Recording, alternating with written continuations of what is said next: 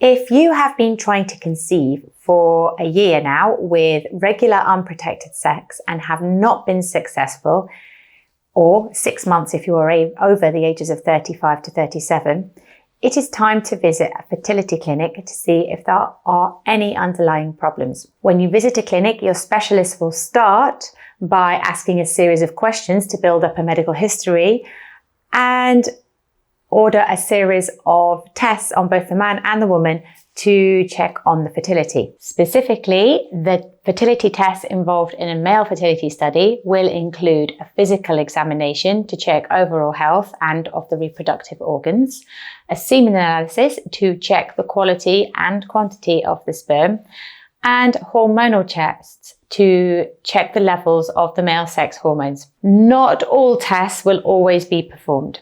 It will depend on the particular issues presented by the male. And these tests are usually done to find out the cause of the infertility to best decide on the course of treatment.